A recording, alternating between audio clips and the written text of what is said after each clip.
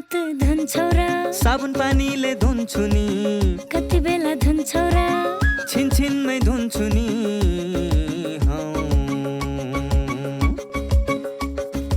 घरमा पस्दा अफिस पस्दा सधैँ धुन्छु हात कोरोनालाई यसै गरी भगाइदिन्छु म त घरमा पस्दा अफिस पस्दा सधैँ धुन्छु हात कोरोनालाई यसै गरी भगाइदिन्छु म त भान्सा छिर्नु अगाडि खाना खानु अगाडि जहाँ त्यही छोएपछि हातले छोपी खोकेपछि हात धुन्छौ र साबुन पानीले धुन्छु नि कति बेला धुन्छौ र छिनछिनमै धुन्छु नि कोरोनाबाट बच्ने 3 उपायहरू। व्यक्ति बीच 2 मिटर टाढा बस्ने, घरबाट बाहिर निस्कँदा मास्क लगाउने र बेला बेलामा साबुन पानीले मिची 20 सेकेन्डसम्म हात धुने। कोरोनाबाट आफू पनि बचाउँ र अरूलाई पनि बचाउँ। दर्शकवृन्द नमस्कार। कार्यक्रम स्वस्थ जीवनको आजको श्रृङ्खलामा यहाँलाई हार्दिक स्वागत छ। कार्यक्रम लिएर आज पनि हामी उपस्थित भएका छौँ एनटिभी प्लस, एनटिभी कोहलपुर र एनटिभी इटारीका पर्दाहरूमा अनि विभिन्न सामाजिक सञ्जालहरूमा। नेपाल सरकार स्वास्थ्य तथा जनसङ्ख्या मन्त्रालय, राष्ट्रिय स्वास्थ्य शिक्षा सूचना तथा सञ्चार केन्द्र र नेपाल टेलिभिजन बीचको सहकार्यमा यो कार्यक्रम निर्माण एवं प्रसारण हुने गर्छ। दर्शक महानुभावहरू, हामी यो कार्यक्रममा तपाईँ हाम्रै दैनिक जीवनमा आइपरिरहेका या आइपर्न सक्ने स्वास्थ्य सम्बन्धी विभिन्न समस्याका समाधान खोज्ने प्रयास गर्छौँ। त्यसका लागि केही तथ्याङ्कहरू प्रस्तुत गर्छौँ अनि केही विज्ञहरूसँग छलफल पनि गर्ने गर्छौँ अनि कहिलेकाहीँ भने राम्रा प्रयासहरूको उदाहरण पनि प्रस्तुत गर्ने गर्छौँ ताकि अरूले पनि त्यसबाट केही सिक्न सकियोस्। आज पनि हामी त्यही क्रममा उपस्थित भएका छौँ। कार्यक्रमको अवधि 1 घण्टाको रहने गर्छ र आज पनि हामीसँग त्यस्तै केही महत्त्वपूर्ण सामग्री रहेका छन् जसले हामीलाई निकै महत्त्वपूर्ण जानकारीहरू प्रदान गर्नेछन्। आज हामीसँग भएका मुख्य सामग्री के हुन् त? आउनुहोस् एकैछिन तिनको विषयमा यो छोटो जानकारी लिउँ।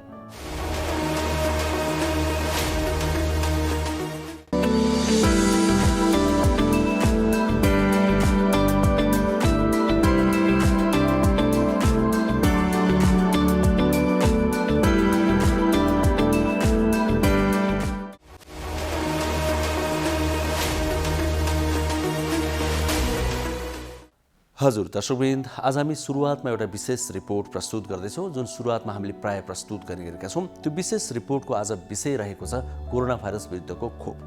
नेपालको तथ्याङ्क हेर्दा 1,41,00,000 व्यक्तिहरूले कोरोना भाइरस विरुद्धको खोप लगाइसकेका छन्। यो लक्षित समुदायको 30% हुन आउँछ। नेपालमा कोरोना भाइरस विरुद्धको खोप के कति लगाइयो, कस्तो ठाउँमा कति लगाइयो र आगामी दिनमा योजना के छ, यी सम्पूर्ण कुराहरू समेटिएको विशेष रिपोर्ट आज हामी सुरुवातमा प्रस्तुत गर्नेछौँ। त्यसपछि आज हामी एउटा स्वास्थ्य संवाद पनि प्रस्तुत गर्नेछौँ जुन हामीले दैनिक रूपमा प्रस्तुत गर्ने गरेका छौँ। एकजना विज्ञसँग हामी त्यसमा संवाद गर्ने गर्छौँ। आजको संवादको विषय रहेको छ दाँतको रोग अर्थात् दन्तरोग। दन्तरोग मध्ये पनि आज अलिकति बालबालिकाको दाँतको कुरा हामी बढी गर्छौँ। बालबालिकाहरूमा अहिले पछिल्लो समयमा दाँतमा किरा लाग्ने, हिजा सुन्निने लगायतका समस्याहरू धेरै देखिन थालेका छन्। बालबालिकाको जीवनशैली पनि अलिक फरक भएको छ। गुलियो पदार्थ धेरै खाने, खानपानमा ध्यान नदिने जस्ता समस्याहरूले गर्दा पनि दाँतका समस्या धेरै देखिन थालेका छन्। यी कुरालाई हामी बढी समेट्ने प्रयास गर्नेछौँ। समग्रमा दाँतका कुराहरू त जुन उमेर समूहका व्यक्तिका पनि हुन्छ नै त्यो संवादमा। त्यसपछि हामीले प्रस्तुत गर्ने गरेका छोटा सामाजिक सन्देशहरू पनि आज प्रस्तुत गर्नेछौँ जुन फरक विषयका हुनेछन् तर तिनले महत्त्वपूर्ण विषयमा जानकारी हामीलाई प्रदान गर्नेछन्।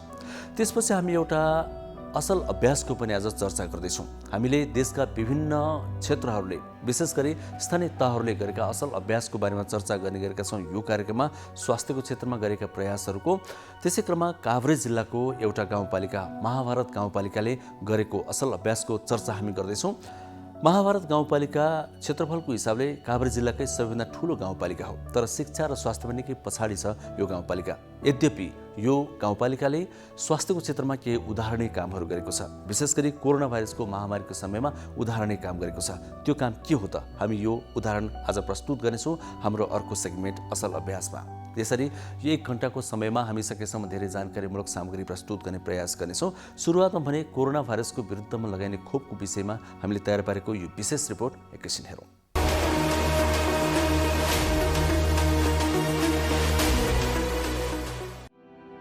नेपालमा 1,41,00,000 भन्दा बढीले कोरोना भाइरस संक्रमण विरुद्धको खोप लगाएका छन्। नेपालमा लक्षित जनसङ्ख्यामध्ये करिब 30%ले कोभिड-19 विरुद्धको दुवै मात्रा खोप लगाएका छन्। सरकारले अघि सारेको लक्ष्य अनुसार नै कोरोना भाइरस विरुद्धको खोप लक्षित वर्गमा पुग्ने देखिएको छ।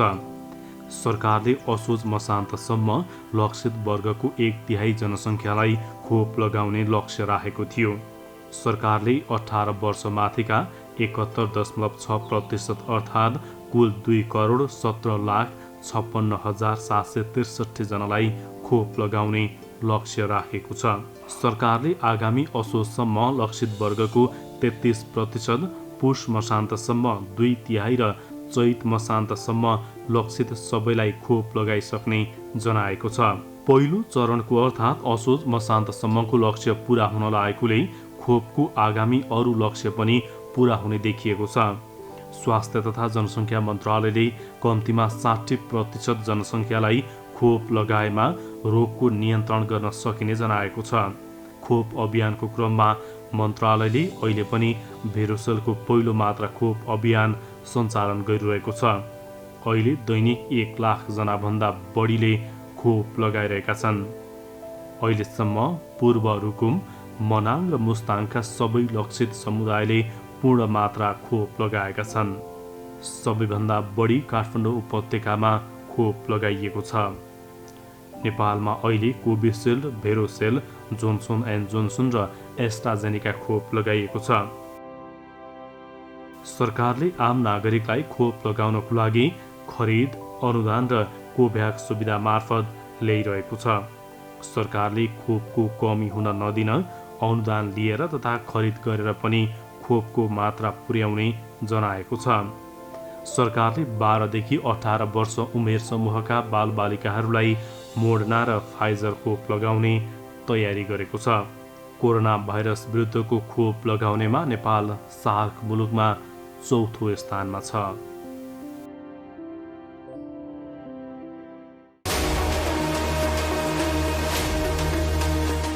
कोरोना भाइरस महामारीको अवस्थामा सुरक्षित गर्भावस्था। गर्भावस्था एक विशेष अवस्था हो, चाहे कोरोना भाइरस कोभिड-19 महामारीको बेला नै किन नहोस्। विपद वा सामान्य अवस्था जे भए तापनि गर्भवती तथा उनको गर्भमा रहेको बच्चालाई विशेष हेरचाह र स्याहार चाहिन्छ। गर्भवतीमा पनि कोरोना भाइरसको संक्रमण हुन सक्छ। त्यसैले कोभिड-19 का लक्षणका साथै गर्भावस्थामा देखिन सक्ने खतराका लक्षणहरूबारे जानकारी राखौं।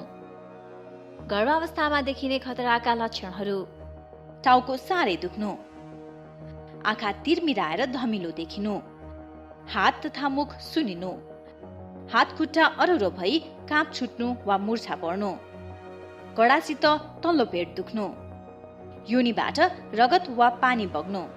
यी मध्ये कुनै पनि खतराका लक्षणहरू देखा पर्ने बित्तिकै तुरुन्तै नजिकैको स्वास्थ्य संस्थामा जाँच्न लैजानु पर्दछ।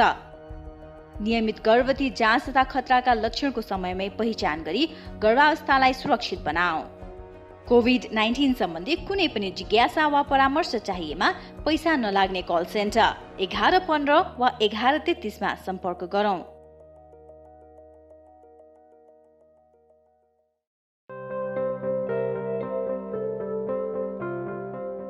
नानु, होमवर्क सक्यो त?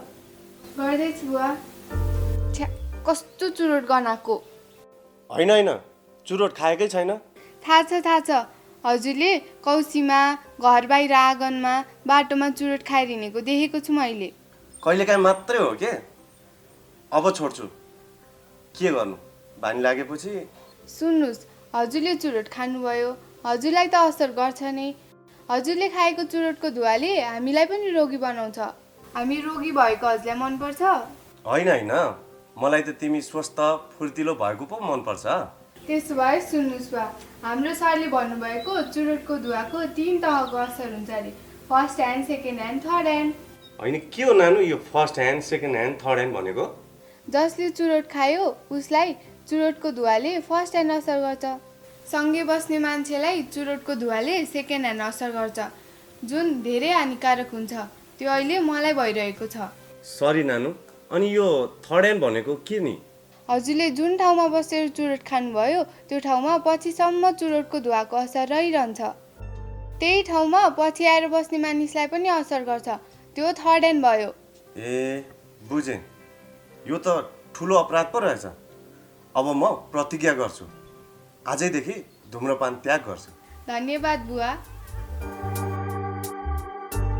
नमस्कार, मेरो नाम अर्चना श्रेष्ठ हो र म चाहिँ अहिले काठमाडौँ विश्वविद्यालयमा उपप्राध्यापकको रूपमा काम गरिरहेको छु र आज जीवनशैलीको बारेमा चाहिँ थोरै जानकारीहरू दिनेछु।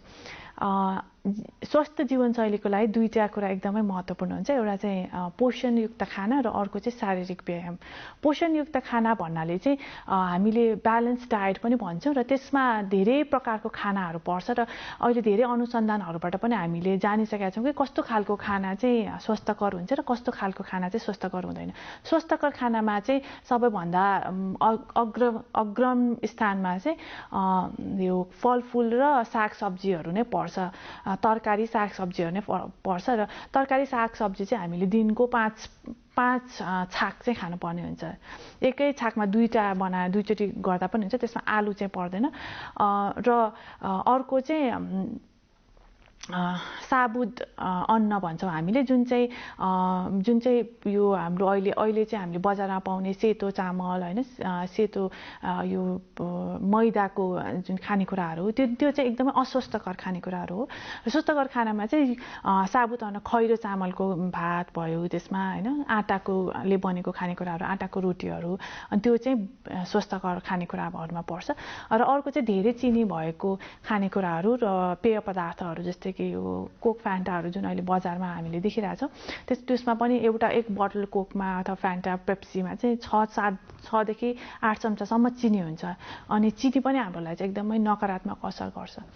र अर्को चाहिँ जुन शारीरिक व्यायामको कुरा गरेँ, शारीरिक व्यायाम भनेर चाहिँ त्यो जिम खानामा गएर व्यायाम गर्नु पर्दैन। हामी चाहिँ आफ्नो जीवनशैली चाहिँ सक्रिय बनाउनु पर्ने हुन्छ। जस्तै यसमा चाहिँ हामीले एक हप्तामा 150 मिनट जति चाहिँ ठिक्क लेभलको चाहिँ शारीरिक व्यायाम गरे हुन्छ। त्यसमा छिटो छिटो हिँड्ने होइन, उठबस गर्ने अथवा डोरी खेल्ने अथवा बिहान अथवा बेलुका मर्निङ वाक, इभिनिङ वाकहरू गर्ने। र यो शारीरिक व्यायाम भन्ने कुरा चाहिँ बिहान उठेरै गर्नुपर्छ भन्ने पनि जरुरी छैन। कुनै पनि समयमा आफूलाई पाएको पर्ने समयमा गर्दाखेरि चाहिँ हुन्छ।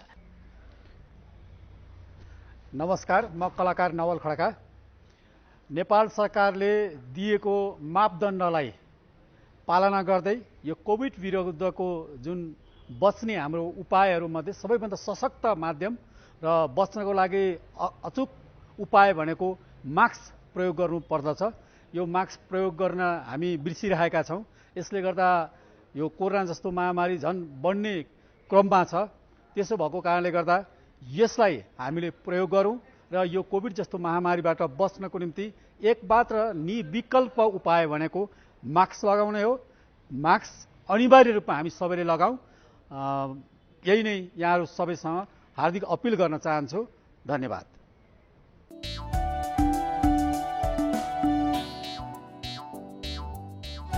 नमस्ते दाजु भाउजू। नमस्कार। कताबाट अस्पतालमा? कसलाई के भयो र? त्यस्तो केही होइन भाइ, यिनको र मेरो सामान्य स्वास्थ्य जाँच गर्न आएको। ल, केही नहुँदा पनि स्वास्थ्य परीक्षण गर्नुपर्छ र? पैसाको नाश मात्र। त्यसो भनेर कहाँ हुन्छ र भाइ? समय समयमा स्वास्थ्य जाँच गरायो भने आफ्नो स्वास्थ्यको अवस्थाबारे थाहा हुन्छ। यसरी नियमित रूपमा स्वास्थ्य जाँच गराउँदा कुनै रोग लागेको छ भने सुरुवाती अवस्थामा नै रोग पत्ता लाग्छ अनि समयमै उपचार गर्न सजिलो हुन्छ नि। सही भन्नुभयो दाइ। मैले पनि आफ्नो र परिवारको नियमित स्वास्थ्य जाँच गराएको भए आज मेरो श्रीमतीको यो हालत हुने थिएन र पैसा पनि जोगिन्थ्यो। म त मेरो र मेरो परिवारको स्वास्थ्यप्रति सजग छु।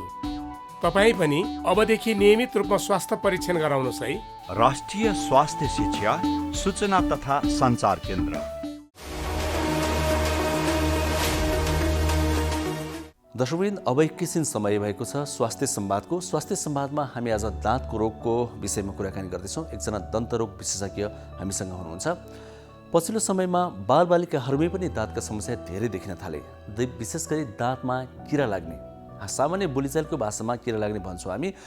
हामीले आँखाले नदेख्ने खालका किराहरू दाँतमा लागिरहेका हुन्छन्। तिनको कारण के हो, तीबाट कसरी बच्ने भन्ने कुराहरू हामी यो संवादमा समेट्नेछौँ। अनि सबै उमेर समूहका व्यक्तिका लागि लाभदायक कुराकानी पनि यो संवादमा हुनेछन्, किनभने दाँतको रोग भनेको एउटा यस्तो रोग हो जसको पीडा दुखाइ अत्यन्तै धेरै हुन्छ, जुन भोग्नेलाई मात्रै थाहा हुन्छ।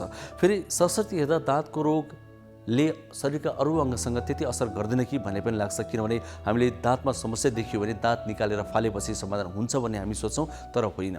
दाँत निकालेर फाल्दा पनि त्यसले धेरै असर गर्छ। दाँतको सम्बन्ध अरू अङ्गहरूसँग पनि हुन्छ, त्यसैले गर्दाखेरि दाँतको रोगलाई हामीले हेलचेक्रा गर्नु हुँदैन भनेर विज्ञले भन्दै आएका छन्। खास कुरा के हो त, आउनुहोस् यो विषयमा हामीले एकजना विज्ञसँग गरेको संवाद हेरौँ हाम्रो अर्को सेगमेन्ट स्वास्थ्य संवादमा।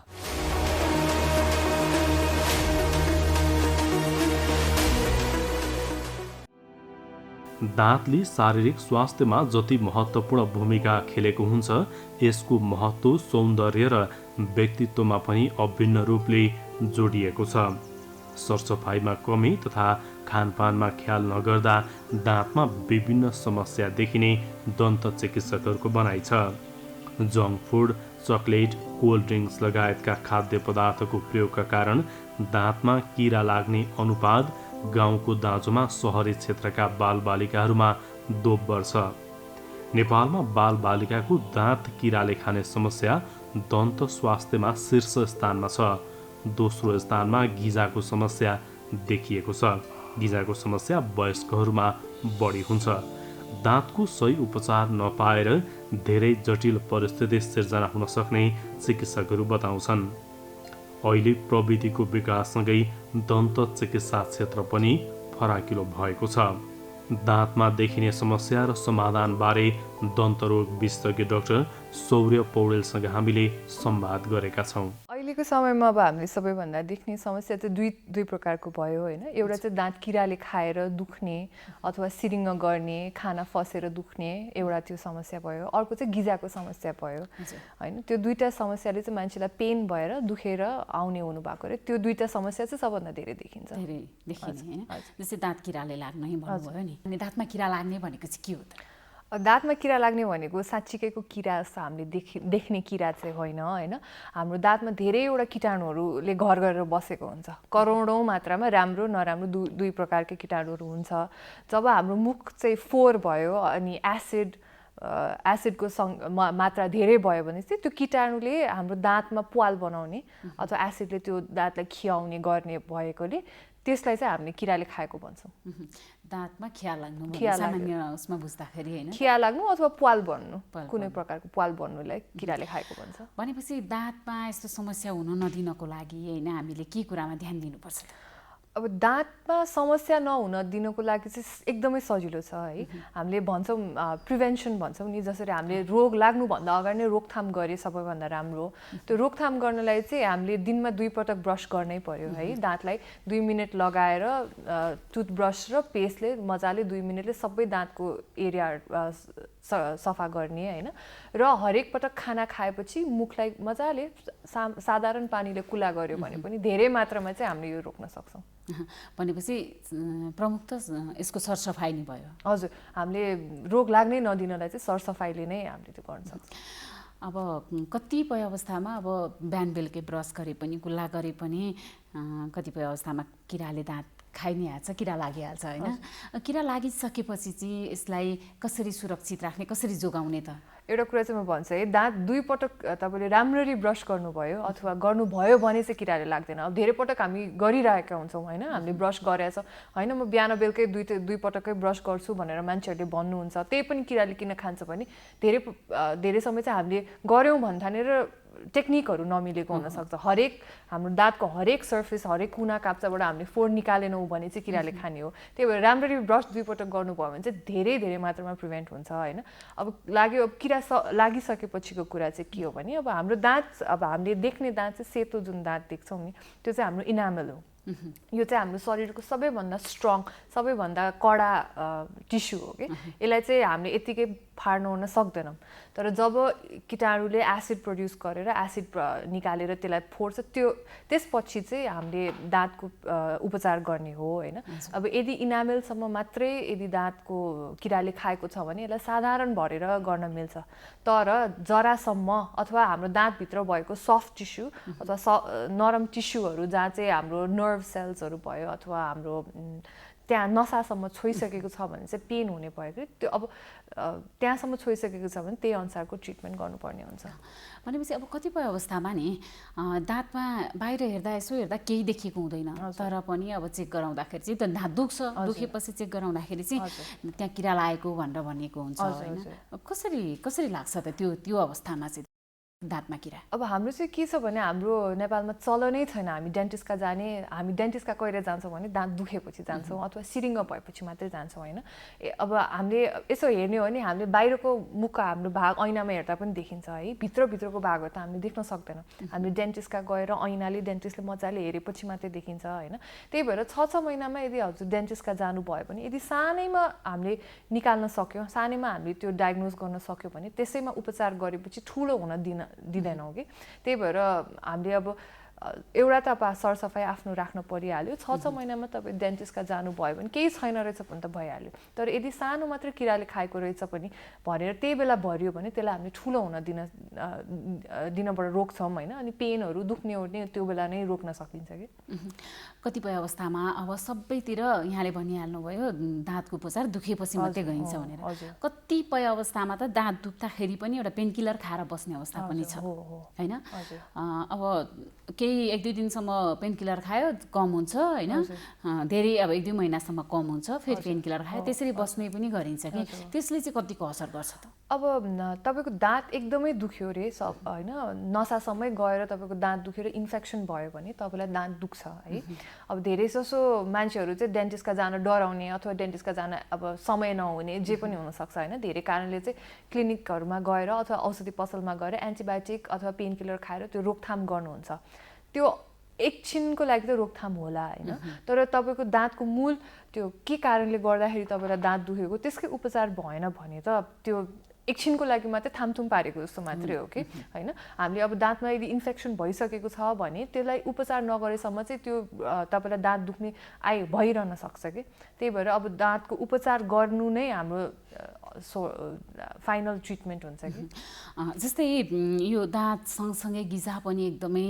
कहिले होइन मानिसहरूको गिजा सुन्निने दुख्ने गर्छ नि यो गिजामा चाहिँ के कारणले आउँछ समस्या दाँतको तपाईँको गिजाको समस्या पनि त्यही कारणले हो तपाईँको मुखमा हामीले सफा राखेनौँ अथवा ओरल हाइजिन भन्छौँ हामी होइन त्यसलाई हामीले रेगुलरली ब्रस नगर्ने अब राति ब्रस नगरेर त्यहाँ अब दाँतमा हाम्रो त्यो प्लाक भन्ने एउटा सब्सटेन्स हुन्छ होइन प्लाक भनेको चाहिँ हामीले आँखाले देख्दैनौँ है त्यो चाहिँ पातलो लेयर जस्तो हुन्छ पानी कलरको भयो होइन त्यसमा चाहिँ कीटाणुहरूले घर गरेर बसेको त्यो कीटाणुहरू नै हो प्लाक भनेको चाहिँ होइन अब त्यो हामीले नदेखुन्जेलसम्म हामीलाई फरक परेन त्यही प्लाक दाँतमा टाँसिँदै गएपछि दाँत र गिजाको बिचमा जम्दै गएपछि फोहोर हुने हो कि अनि त्यस कारणले गिजाको समस्या हुँदै जान्छ पहिला चाहिँ त्यो प्लाक देखिँदैन होइन सफ्ट हुन्छ बिस्तारै चाहिँ त्यो कडा हुँदै जान्छ कि अनि त्यसले गर्दा चाहिँ गिजाको समस्या हुने गिजामा इन्फेक्सन हुने दाँत यो स्याउहरू टोक्दाखेरि रगत आउने सबै यो गिजाको समस्या चाहिँ त्यही कारणले हुने हो भनेपछि अब एकैचोटि त नआउँदो रहेछ समस्या त होइन यो त अलिकति धेरै जटिल भएपछि मात्रै देखिने रहेछ अब ठ्याक्कै अब दाँतको गिजाको यो समस्या हुँदाखेरि सुरुमा चाहिँ के हुन्छ सुरुवादी अवस्थामा चाहिँ कस्ता लक्षण देखिन्छ गिजाको समस्या हुँदाखेरि चाहिँ अब गिजाको समस्या चाहिँ धेरैचोटि चाहिँ हामीले आफै डायग्नोज गर्न सक्दैनौँ होइन अब गिजाको समस्या चाहिँ अब सुरु नै हुने नम्बर 1 साइन गिजाको समस्या भएको भने रगत आउने दाँतबाट रगत आउने नै हो ब्रस गरेर थुक्दाखेरि रगत आउने अथवा सारो कुराहरू स्याउ चबाउँदा धेरै जस्तो रगत आउने होइन अथवा कहिलेकाहीँ सुतिरहेको बेलामा तकियामा रगत आउने त्यस्तो पनि हुनसक्छ होइन अब यो चाहिँ इनिसियल साइन्सहरू भयो तपाईँको गिजा सुनेको अथवा गिजा चिलाएको जस्तो हुने त्योहरू पनि सिम्टम्स इनिसियल साइन्सहरू भयो गिजामा होइन इन्फेक्सन भयो है ब्लडहरू यो समस्या सुरु भइसक्यो होइन भइसकेपछि अब यसको सरसफाइ गर्दा होइन आफैले सरसफाइ गर्दा मात्रै ठिक हुन्छ कि यसको उपचार पनि गर्नुपर्छ अब हामीले चाहिँ के सल्लाह दिन्छ भने 6 महिनामा डेन्टिस्ट कहाँ गएर दाँत मिसिनले सफा गर्ने अथवा स्केलिङ गर्नुभयो भने एकदमै राम्रो होइन। यदि घरमा राम्ररी ब्रस गरिरहनु भएको छ भने त 6 देखि 8 महिनासम्म पनि यसलाई बढाउन सकिन्छ यो समयलाई होइन। अनि अब गिजाको समस्या यदि आएको छ भने त्यसलाई ट्रिटमेन्ट त गर्न मिलिहाल्छ होइन। तर कतिसम्म समस्या आएको छ, धेरै नै समस्या आयो भने दाँत हल्लिने समस्याहरू हुनसक्छ। अब त्यसको लागि चाहिँ स्पेसलिस्टहरूले गिजाकै स्पेसलिस्टहरूले अब रोकथाम गर्ने अथवा कुन लेभलमा तपाईँ डेन्टिस्ट कहाँ जानुहुन्छ त्यसमा भर पर्छ। अब डेन्टिस्ट्रीमा चाहिँ हरेक कुरामा चाहिँ तपाईँ सुरुमै जानुभयो भने एकदम सामान्य ट्रिटमेन्टले उपचार गरेर त्यो दाँत जोगाउने अथवा किराले खाएको अथवा दुख्ने रोक्न सकिन्छ। जति बढ्दै गयो त्यति गाह्रो हुँदै जान्छ कि। कतिपय अवस्थामा नि यो गिजाले दाँत पनि छोड्दै गरेर तल तल पुगेको पनि हुन्छ नि कसैको, त्यो चाहिँ के कारणले भयो? त्यो पनि त्यही फोहोर जमेकै कारणले हो होइन। अब कुनै त एजको कारणले पनि हुन्छ, एज हुँदै गएपछि हाम्रो दाँत तलको हड्डीहरू तल सर्दै जाने होइन। त्यही भएर हामीले बुढाबुढीहरूको दाँत हल्लियो भन्ने सुन्छौँ होइन। त्यो एउटा कारण भयो। अथवा त्यही गिजाकै समस्याले गर्दाखेरि पनि दाँतहरू तल सर्दै जाने, तलको हड्डी खिँदै जाने होइन, त्यो पनि हुन्छ। अब जुन दाँतको गिजाको दुवै कुरा गरिरहेछौँ होइन। दाँतकै किराले खाएको जुन उपचारको कुरा गर्नुपर्दा चाहिँ होइन, सुरुवाती अवस्थामा भर्खर दाँतमा किरा लागेको छ भने यसको उपचार चाहिँ कसरी गरिन्छ त? अब सानो किराले खाएको छ, जसरी मैले भने यो दाँतको सेतो भाग अथवा इनामलसम्म मात्रै दाँत किराले खाएको छ भने सामान्य हामी त्यो किरालाई निकाल्छौँ होइन। अनि क्याभिटी बनाउँछ, एउटा खाल्टो जस्तो बनाउँछौँ। त्यसमा चाहिँ दाँत भर्ने सिमेन्टहरू हुन्छ होइन, धेरै प्रकारको सिमेन्टहरू हुन्छ। त्यस्तै केही सिमेन्टले भरेर त्यसलाई बन्द गरिदिन्छौँ। त्यति मात्रै गर्दाखेरि सानो किराले खाएको छ भने त्यति मात्रै गरेर पुग्छ। त्यो उकेर निस्किने यो गर्ने भनौँ न, त्यसलाई चाहिँ पछि गएर अप्ठ्यारो हुने अवस्था चाहिँ हुन्छ कि हुँदैन? अब हरेक कुराको ग्यारेन्टी दिन सकिँदैन होइन। अब यो हामीले भगवानले बनाएको कुरा र हामीले आफूले हातले गरेको कुराहरूमा त अभियसली फरक हुन्छ। तर मान्छेले अब धेरैजनाले अब राम्ररी मेन्टेन गर्नुभयो, सारो कुराहरू खानु भएन, च्युइङगमहरू यताउता खानु धेरैसम्म टिकेको पनि छ है। भनेपछि अलिकति जटिल अवस्था भयो, जरासम्म पुगिसकेको छ भने चाहिँ कसरी गरिन्छ? अब जरासम्म पुगेपछि चाहिँ के हुन्छ भने तपाईँको दाँतभित्रको नसाहरूसम्म जरासम्म इन्फेक्सन पुग्नु भनेको दाँतको नसासम्म इन्फेक्सन पुग्नु हो होइन।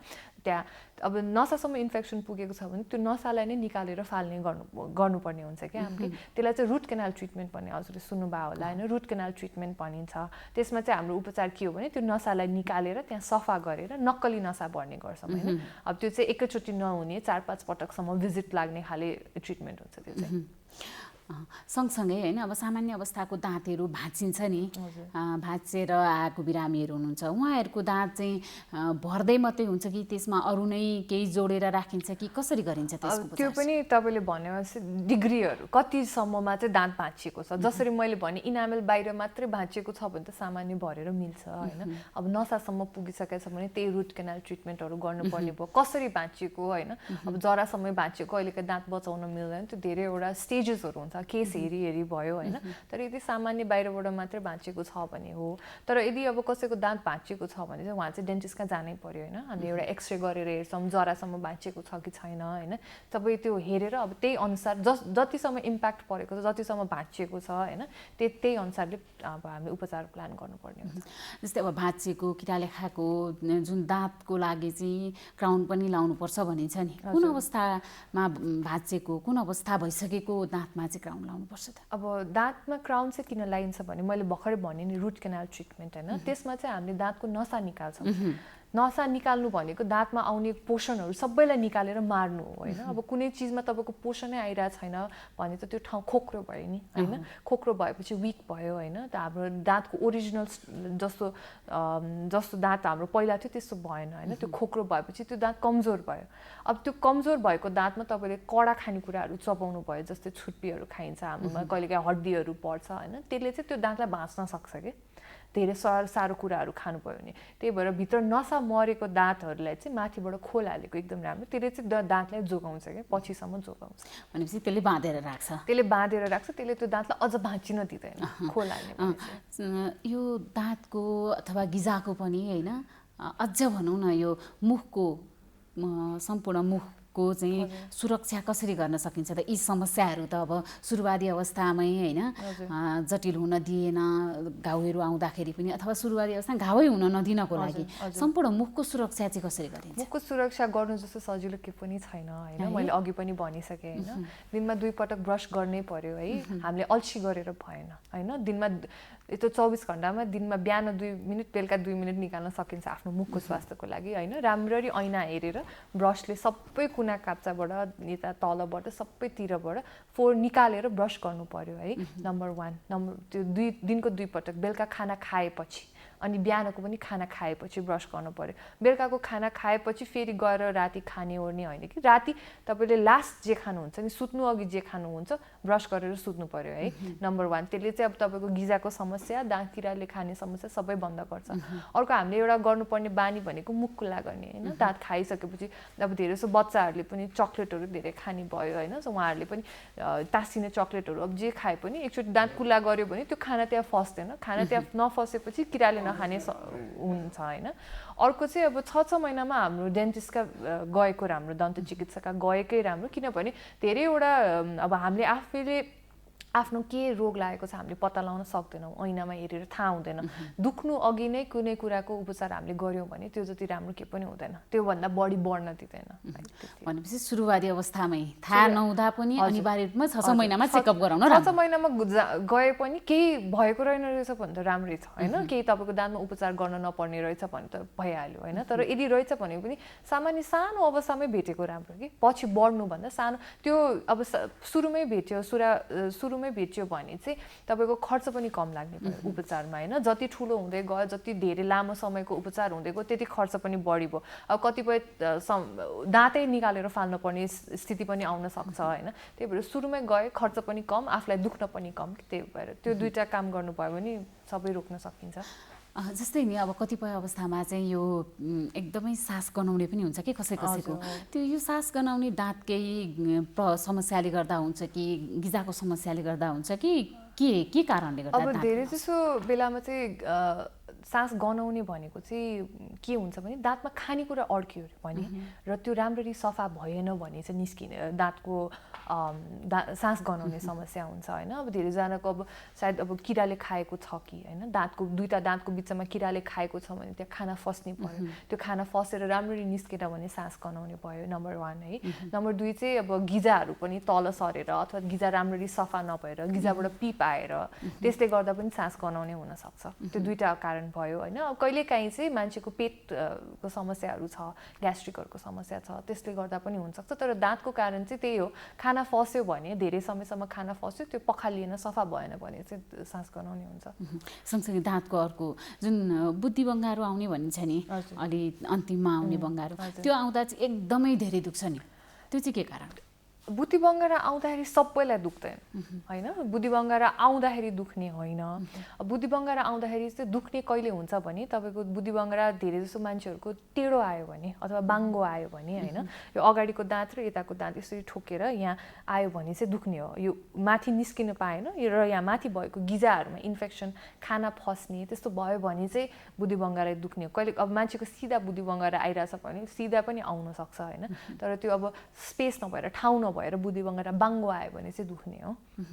भनेपछि त्यो ठाउँमा पनि इन्फेक्सन हुनसक्छ। इन्फेक्सन हुनसक्छ किनभने अब त्यो निस्किने ठाउँ पाएन, त्यो दाँतले अगाडिको दाँतले हान्दै गयो होइन। त्यो दाँत बाहिर निस्किन खोज्छ कि दाँत चाहिँ जहिले पनि माथि आउन खोज्छ, त्यो आउन पाएन र दाँत यहाँ अब अलिकति आयो अथवा खाना फस्ने त्यस्तो एरियाहरू जम्मा भयो भने चाहिँ दुख्ने हो, इन्फेक्सन बढी भएर। नत्र धेरैजनाको त्यस्तो भएको हो होइन। तर बुद्धि बङ्गारा आएको कारणले चाहिँ दाँत दुख्ने होइन कि बुद्धि बङ्गारा बाङ्गो आएको कारणले। यो भनेको धेरैलाई नै यो समस्या हुन्छ कि, हुन चाहिँ सबैलाई नहोला तर धेरैलाई हुन्छ कि बुद्धि बङ्गारा आउँदा चाहिँ धेरै दिनसम्म केयर गर्नुपर्ने हुन्छ होइन। सामान्य त्यो बुद्धि बङ्गारा आउँदा यस्तो समस्या भयो भने दुख्ने होइन, इन्फेक्सन हुने जस्तो समस्या भयो भने चाहिँ के गर्नुपर्छ त्यसको सुरक्षाको लागि? त्यसको लागि पनि सुरुमै हामी आफू अब डेन्टिस्टका सुरक्षा चाहिँ अब बुद्धि बङ्गारा बाङ्गो आइरहेको छ भने चाहिँ धेरै जसो केसेसमा हामीले निकालेरै फाल्नुपर्ने हुन्छ कि। किनभने अब बुद्धि बङ्गारा हाम्रो यो एपेन्डिक्स भन्छ नि होइन, त्यस्तै हामीलाई नचाहिने अर्गन हो क्या, हामीलाई नचाहिने दाँत हो। यसले न हामीलाई खानामा केही असर, खानामा यसले मद्दत पुऱ्याउँदैन कि यो दाँत चाहिँ। त्यो दाँत फालिदिँदाखेरि असर गर्दैन? केही असर गर्दैन त्यसले चाहिँ होइन। त्यसले अब इन्फेक्सन गराइरहने दाँतलाई फाल्दाखेरि केही फरक पर्दैन होइन। मैले पनि मेरो 4वटा निकालेर फालेको छु, केही फरक पर्दैन। त्यो हामीलाई चबाउन चाहिने दाँत होइन कि त्यो चाहिँ। त्यही भएर अब इन्फेक्सनहरू गरिरहेको छ भने निकालेर फाल्ने हो। त्यही नै हो उपचार चाहिँ बुद्धिभङ्ग। त्यसले असर गरेको छैन भने चाहिँ असर गरेको छैन भने त दाँतमा रहन दियो भइहाल्यो होइन। भनेपछि अप्ठ्यारो गर्ने, दुखाउने, पीडा दिने छ भने फालिदिँदा भयो होइन त। अनि छ नि अर्को कुरा, जस्तै अब कतिपय मानिसहरूले खैनी चुरोट खाने पनि गर्नुहुन्छ होइन, त्यसले चाहिँ दाँतमा कस्तो असर गर्छ? अब खैनी चुरोट त खानै नहुने कुरा हो, यो त हामी सबैलाई थाहा छ। त्यो चाहिँ यसले दाँतमा मुखमा मात्रै होइन शरीरको कुनै पनि अङ्गलाई राम्रो गर्दैन होइन। अब खैनी चुरोट खाने बानीले चाहिँ मुखको क्यान्सरहरू धेरै निम्त्याउन सक्छ होइन। मुखमा हुने क्यान्सरहरू भयो, अब मुखमा, गालामा, जिब्रोमा हुने, ओठमा हुने क्यान्सरहरू निम्त्याउन सक्छ। त्यो त भइहाल्यो है, त्यो सबैलाई थाहा भएकै कुरा हो। अब अर्को चाहिँ अब यदि तपाईँको मुखमा पनि गिजाहरूको समस्या छ भने चाहिँ अब गिजाहरूको समस्यालाई निको हुन नदिने, जति उपचार गरे पनि स्मोकिङ गरिरहने पेसेन्टहरूको चाहिँ त्यो निको हुँदैन कि। हामीले जति उपचार गर्ने ट्राई गरे पनि अब खैनी खाने त्यो त अब त्यसले गर्दाखेरि चाहिँ झन् बिगार गर्छ। भनेपछि जटिल हुन्छ भनौँ न, हरेक कुरामा जटिल बनाउँछ। त्यसले चाहिँ अब उपचार गरिरहेको छौँ भने पनि त्यसलाई वर्स नै गर्छ कि, राम्रो चाहिँ गर्दैन होइन। त्यसले अब दाँतको पहेँलो हुने, दाँतमा कालो लेउ जस्तो बस्ने, त्यो सबै समस्याहरू खैनी चुरोटले ल्याउँछ होइन। अनि त्यसले गिजामा पनि इफेक्ट गर्छ। जस्तै अब खैनी धेरै वर्षसम्म खाएर छोडेको पनि हुन्छ नि कसैले, उहाँहरूको दाँतमा त्यो कालो हुने, खाल्डा पर्ने जुन गिजाको छेउमा त्यो समस्या भएको मानिसहरूको चाहिँ छोडिसकेपछि त्यो ठिक हुन्छ कि हुँदैन? छोडिसकेपछि त एकदम अब राम्रै हुन्छ होइन। जति बिगार गर्थ्यो त्यति त गर्दैन, त्यही अनुसारको उपचार पनि गर्नु पर्यो। अब गिजाहरूमा यदि खैनी खाएर इफेक्ट गरेको छ भने अथवा दाँतमै पनि फोहोर जमेको छ भने त्यो सफा गर्नु पर्यो। अब त्यो सफा चाहिँ हामीले हातले मात्रै गरेर पुग्दैन धेरै जस्तो केसमा होइन। अब खैनीहरूले बसेको दागहरू, खैनी चुरोट खाने मान्छेहरूले बसेको दागहरू ब्रस गरेर निस्किँदैन। हाम्रो एउटा स्केलर भन्ने हुन्छ मेसिन होइन, त्यसले नै निकाल्नु पर्ने हुन्छ।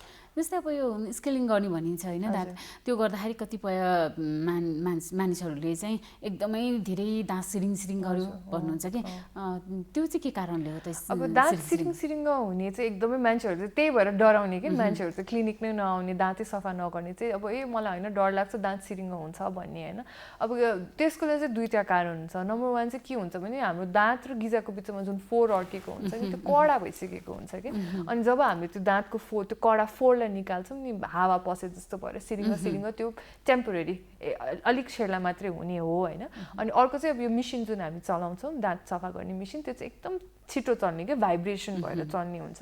त्यसले गर्दा पनि दाँतलाई सिरिङ्ग हुने, तर यो एकदमै बिस्तारै हराउने कुरा हो कि होइन। त्यसले दाँत सिरिङ्ग हुन्छ, दुख्छ भन्दैमा उपचारै नगर्ने चाहिँ हुँदैन, तर त्यो सिरिङ्ग हुने चाहिँ त्यो दुईवटा कारणहरू हो। अनि चाहिँ त्यो मेसिनले छोयो र अलिकति भित्रसम्म कोतर्यो भने, अनि त्यो मेसिनले छोयो भने तपाईँ हामी जसलाई पनि सिरिङ्ग हुन्छ कि होइन।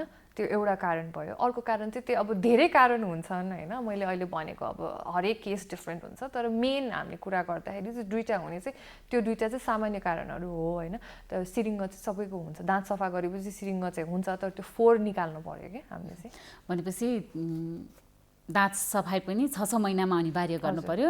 कुनै यस्ता अप्ठ्यारा सिरिङ्ग हुने यस्तोदेखि डराउनु परेन होइन। उपचार पछिको सिरिङ्ग चाहिँ डराउनु परेन, तर होइन अब हामी सामान्य खाँदा ओर्दाखेरि सिरिङ्ग भएको छ भने चाहिँ तुरुन्तै डेन्टिस्टका गएको राम्रो होइन। यो सहेर बस्छु भनेको चाहिँ नराम्रो, किनभने केही समस्या रहेछ भने त्यही बेला थाहा पाएको राम्रो। अब दाँत सफा गरेपछि सिरिङ्ग हुने त ठिक छ होइन, तर हरेक दिनै सिरिङ्ग भइरहने, चिसो खाँदा, तातो खाँदा होइन अथवा गुलियो खाँदाखेरि सिरिङ्ग हुन्छ भने चाहिँ छिटो डेन्टिस्टका गएको राम्रो। त्यो चाहिँ के सिरिङ्ग हुने चाहिँ दाँतमा किरा लागेकै छ भने हुन्छ कि त्यो मात्रै पनि? अब एउटा यसो है, मैले अघि भने तपाईँलाई इनामेल, दाँतको इनामेल हुन्छ होइन, भित्र नसा हुन्छ। हाम्रो इनामेलले चाहिँ सिरिङ्ग हुनेहरू सेन्स गर्न सक्दैन, इनामेललाई थाहा हुँदैन, नसालाई थाहा हुन्छ। जब त्यो नसा एक्सपोज हुन्छ कुनै कारणले, त्यसले गर्दा हुन्छ। अब त्यो किराले खाएको कारणले हुनसक्छ, त्यो गिजा तल सरेको कारणले हुनसक्छ, त्यो तपाईँले अब एकदम घोटेर दाँत खिएको कारणले हुनसक्छ होइन, जे कारणले पनि हुनसक्छ। तर जब नसा नजिकै जब नसा एक्सपोज हुन्छ अथवा नसा खुल्छ त्यो बेला चाहिँ सिरिङ्ग हुने हो। जस्तै मानिसहरूमा नि सामान्यतः धेरै देखिने भनेको यहाँले अघि भन्नुभयो दाँत दुख्ने समस्या लिएर आउनुहुन्छ भनेर भन्नुभयो होइन। सामान्यतः अब कतिपय अवस्थामा दाँत दुख्दाखेरि होइन अस्पताल जान पाइएन होइन, घरमै भएको बेलामा अब जुन ठाउँमा चाहिँ टाढा अस्पताल छ उहाँहरूले होइन घरमै बसेर दाँत दुखेको छ भने कसरी चाहिँ त्यसको हेरचाह गर्न सक्नुहुन्छ? अब यो समस्या चाहिँ हामीले कोभिडको टाइममा पनि धेरै देख्यौँ है, किनभने अब कोभिडमा लकडाउन हुन्छ, मान्छे बाहिर हस्पिटल जाने कुरा आएन अथवा क्लिनिकहरूमा जाने कुरा आएन। अब घर बसेर चाहिँ उपचार दाँतको गर्न सकिँदैन है, औषधि मैले अब यसरी यहाँ प्रिस्क्राइब गर्ने कुरा पनि आएन होइन। अब घरायसी तरिका अब त्यही सामान्य हामीले नुन पानी कुल्ला गर्ने, मनतातो पानीमा नुन हालेर कुल्ला गर्ने अथवा ल्वाङहरूले गर्ने, तर त्यो एकदमै टेम्पोररी हो कि यो चाहिँ होइन। अब अलिक बेरलाई चाहिँ रोकथाम गर्न सक्छ, तर दाँतको एकदमै दुखेको छ, एकदमै पेनफुल अब मान्छेलाई दुखेको छ भने डेन्टिस्टका नगई चाहिँ भएन। अरू उपाय चाहिँ सानो रोकथाम त्यही नुन पानी कुल्ला अथवा ल्वाङहरूले गर्ने छ होइन हाम्रो घरमा एकदम चलन, तर त्यो चाहिँ म सुझाव दिँदिनँ। अब केही नलागे त अब त्यो पनि गर्न परिहाल्यो। त्यही त अब एक त यहाँले भन्नुभयो कोभिडको कारणले पनि धेरै बिरामीहरू सायदै जटिल भएर पनि आउनुभयो होला होइन, तर पनि भन्नुपर्दा अहिले बिरामीहरू दाँतसँग सम्बन्धित समस्या हुँदाखेरि कतिको सचेत भएको पाउनुहुन्छ होइन?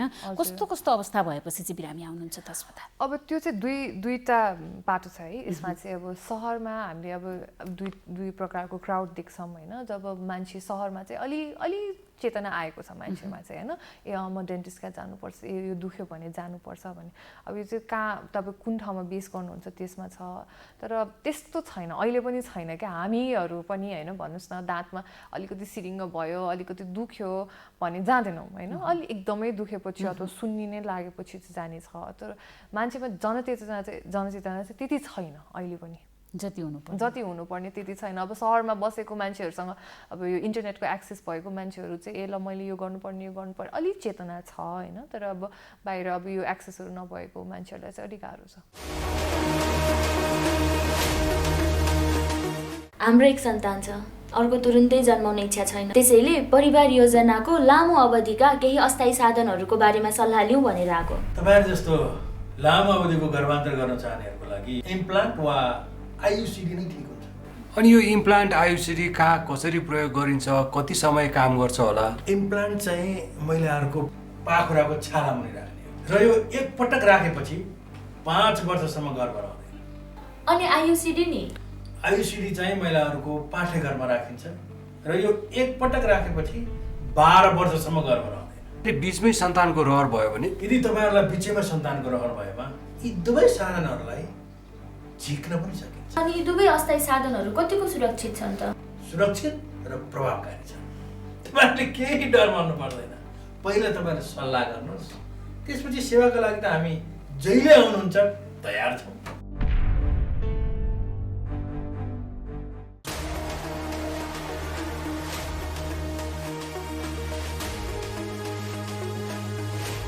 कार्यक्रम स्वस्थ जीवन हरेक दिन एनटिभी प्लसबाट बिहान 7 बजेदेखि 8 बजेसम्म र पूर्ण प्रसारण साँझ 5 देखि 6 बजेसम्म, एनटिभी कोहलपुरबाट 1 देखि 2 बजेसम्म र एनटिभी इटहरीबाट दिउँसो 2 देखि 3 बजेसम्म प्रसारण हुने गरेको छ। स्वास्थ्य सम्बन्धी यहाँहरूको कुनै जिज्ञासा वा समस्या भएमा हामी सम्बन्धित विज्ञहरूबाट समाधान खोजी कार्यक्रममा प्रसारण गर्नेछौँ। हामीलाई सम्पर्क गर्ने माध्यमहरू यस प्रकार रहेका छन्: फोन, एसएमएस तथा भाइबरको लागि 98 43 52 93 97, इमेल swasthjivan@ntv.org.np। यस कार्यक्रमको बारेमा आफ्नो सल्लाह सुझाव र प्रतिक्रिया पनि यहाँहरूले यिनै माध्यम मार्फत दिन सक्नुहुनेछ। साथै कार्यक्रममा के कस्ता सामग्री, विषय वा विज्ञहरू समेट्नु पर्ला भन्ने विषयमा पनि सुझाव दिन सक्नुहुन्छ। कार्यक्रम यहाँहरूले सामाजिक सञ्जाल मार्फत पनि हेर्न सक्नुहुनेछ। YouTube Nepal television, mobile application Nepal television, Facebook facebook.com/neptv2041। दर्शकवृन्द, कार्यक्रममा फेरि पनि हार्दिक स्वागत छ। कार्यक्रम स्वस्थ जीवन यहाँहरू हेर्दै हुनुहुन्छ। अब एकैछिन एउटा असल अभ्यासको कुरा गरौँ। हामीले यो सेगमेन्ट अन्तर्गत केही असल अभ्यासहरूको चर्चा गर्ने गरेका छौँ। देशका विभिन्न भागमा रहेका स्थानीय तहहरूले गरेका असल अभ्यासका उदाहरणहरू हामी यहाँ बढी जसो प्रस्तुत गर्ने गर्छौँ। आज काभ्रे जिल्लाको कुरा गरौँ। काभ्रे जिल्लाको एउटा गाउँपालिका महाभारत गाउँपालिका। महाभारत पर्वत श्रृङ्खलासँग जोडिएको हुनाले गर्दा यसको नाम महाभारत गाउँपालिका भएको हो। शिक्षा र स्वास्थ्यमा निकै पछाडि छ महाभारत गाउँपालिका। यद्यपि स्थानीय तह सुरुवात भएपछि अर्थात् गाउँपालिका बनेपछि गाउँपालिकाले स्वास्थ्यको क्षेत्रमा शिक्षाको क्षेत्रमा निकै राम्रो प्रयासहरू गरेको छ।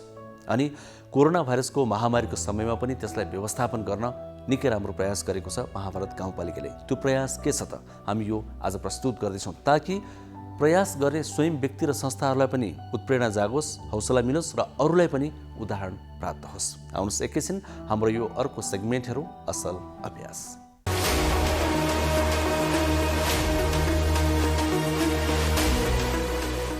महामारीको रूपमा जसरी कोरोना भाइरस फैलियो, महाभारत गाउँपालिका छुट्याउन सकेन, देशैभरि विश्वभरि नै भइरहेको कारणले गर्दा पछिल्लो चरणमा महाभारत गाउँपालिकामा जसरी कोरोना चाहिँ फैलिने क्रम सुरु भयो, त्यसलाई नियन्त्रण गर्नको निमित्त गाउँपालिकाले विभिन्न नाकाहरूमा चाहिँ परीक्षण गर्ने र चाहिँ परीक्षण गराएर मात्र प्रवेश गराउने।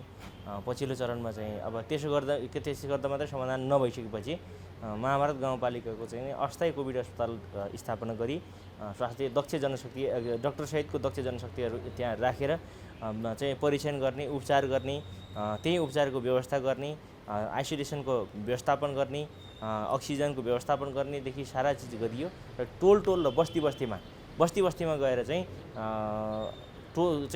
एन्टिजेन परीक्षणहरू गरेर चाहिँ कोरोनाको केस कति छ, बिरामीको अवस्था के छ, बिरामीले चाहिँ अब सम्बन्धित अब गाह्रो भएको बिरामीहरूलाई चाहिँ हस्पिटलमा ल्याउने, हस्पिटल ल्याएर उपचार गरेर घरमा पुर्याउने, त्यहाँ नसक्ने जतिलाई धुलीखेलमा रिफर गर्ने कामहरू गरियो।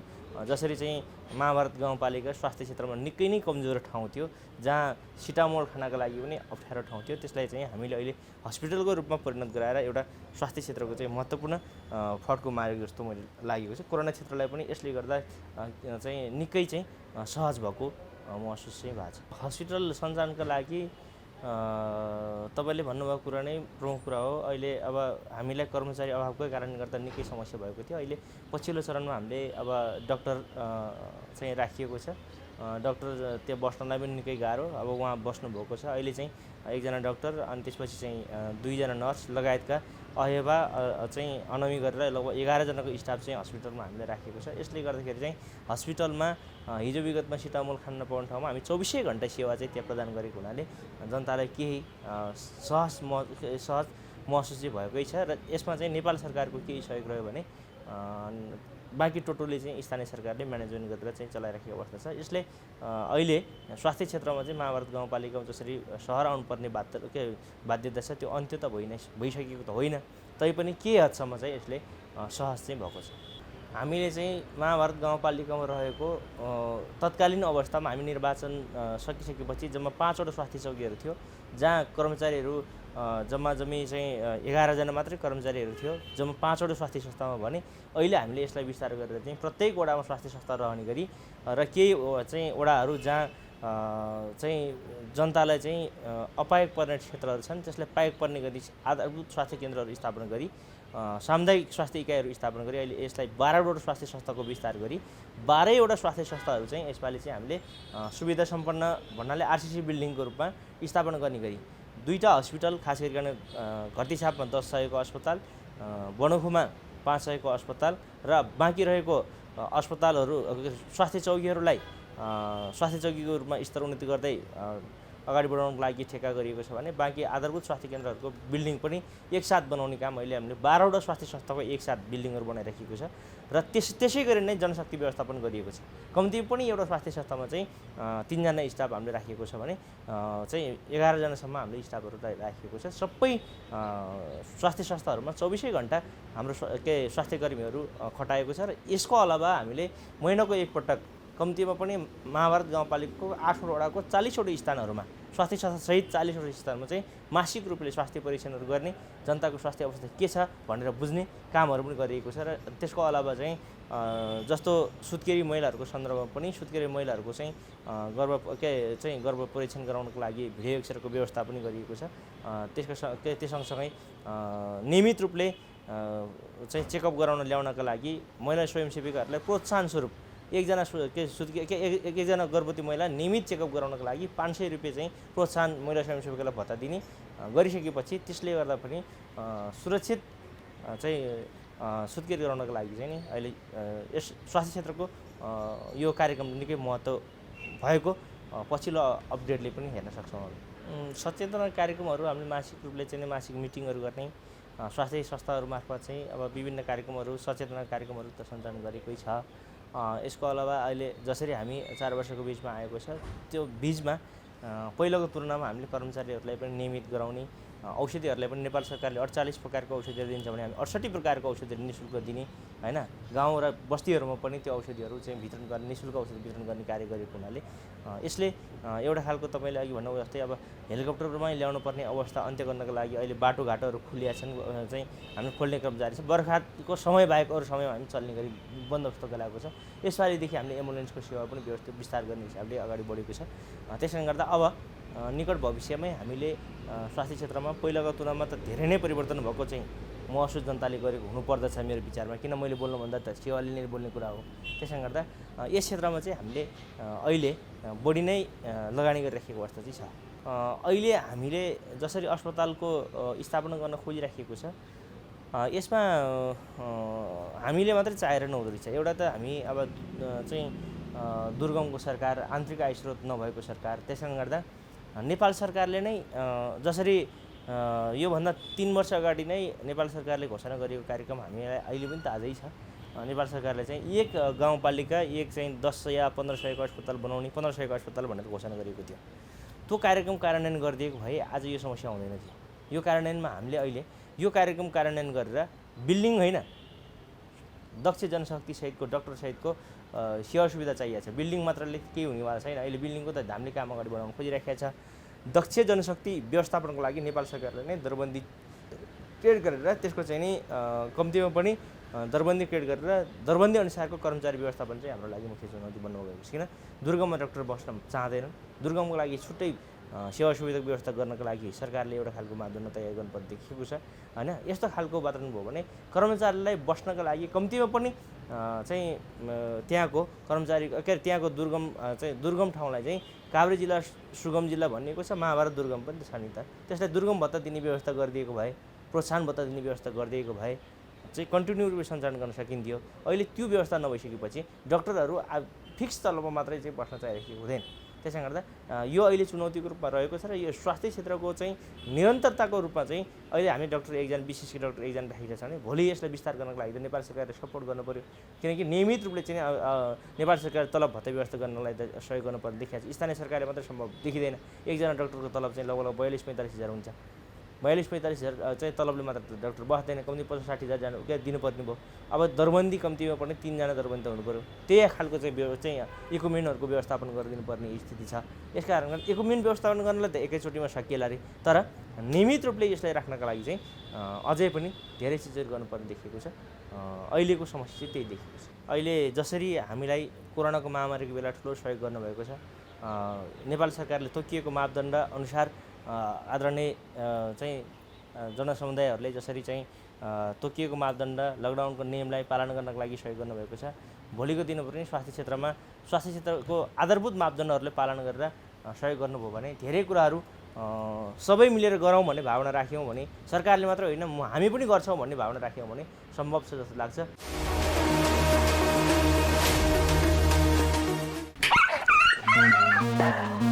किन लखडा तिमीहरूले कुकुरलाई ऊ त्यहाँ नारायण दाइले कुकुरले टोक्यो। ओहो साउन पानी लिएर आऊ त छिटो छिटो या नारायण बाबु काँटोको कुकुरले कुकुर हेर्नुस् न।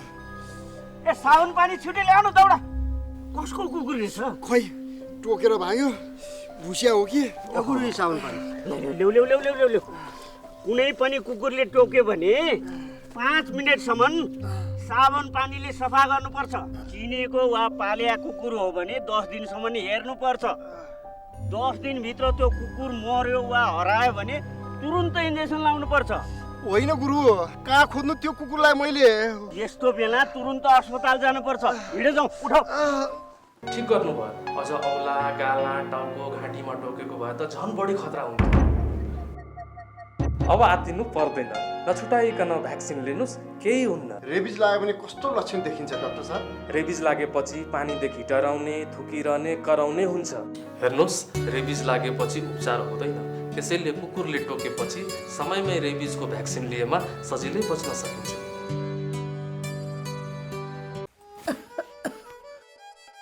काकी कता हिँड्नु भएको? रुगा खोकी लागेर सन्चो नभएको धेरै भयो, औषधि लिन हिँडेँ कि म त।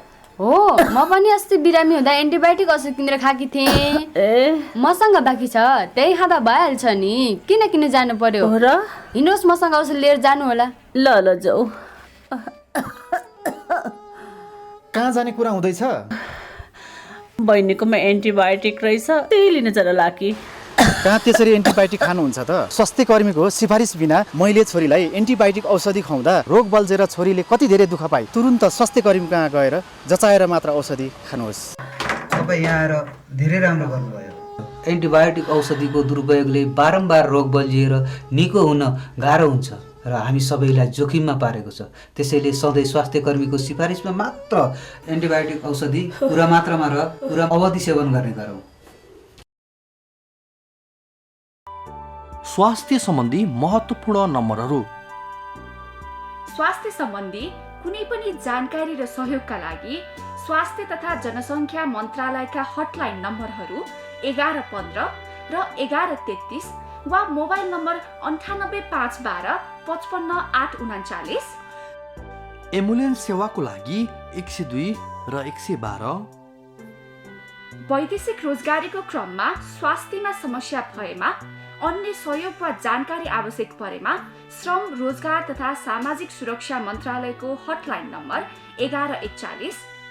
शान्ति, सुरक्षा र अन्य सहयोगका लागि नेपाल प्रहरीको नम्बर 100। सशस्त्र प्रहरी बलको नम्बर 1114। रगत आवश्यक परेमा ब्लड बैंकको नम्बर 01 42 25 344।